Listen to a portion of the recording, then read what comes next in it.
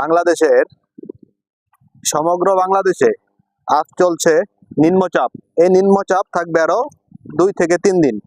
এই নিম্নচাপের কারণে আমরা গ্রামের যে সাধারণ মানুষ, গ্রামের খেটে খাওয়া যারা সাধারণ মানুষ আছি, সবাইকে সচেতন থাকতে হবে, অবশ্যই সচেতন থাকতে হবে। কারণ এই নিম্নচাপের সঙ্গে সঙ্গে বজ্রপাত সহ ভারী বৃষ্টি হতে পারে। এই বজ্রপাতের কারণে প্রতি বছর কিন্তু গ্রামের অনেক মানুষ, অনেক কৃষক মারা যায়।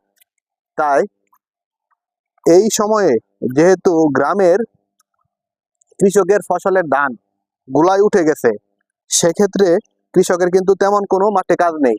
তাই আশা করব গ্রামের প্রত্যেক কৃষকই, আমরা যারা কৃষকের সন্তান, আমরা যারা কৃষক বা কৃষিকাজের সঙ্গে জড়িত, সবাই চেষ্টা করব সবার নিজ নিজ ঘরে থাকার জন্য এবং নিজেকে সুরক্ষিত রাখার জন্য, এবং চেষ্টা করব পরিবারের সকল সদস্য এবং পরিবারের বাচ্চাদেরকে ঘরে রাখার জন্য, যেন এই নিম্নচাপের মধ্যে ছেলেমেয়েরা বাহিরে না যায়, বাহিরে বের না হয়, এবং কোনো বজ্রপাতের জন্য বাংলাদেশের কোনো মানুষের ক্ষয়ক্ষতি না হয়।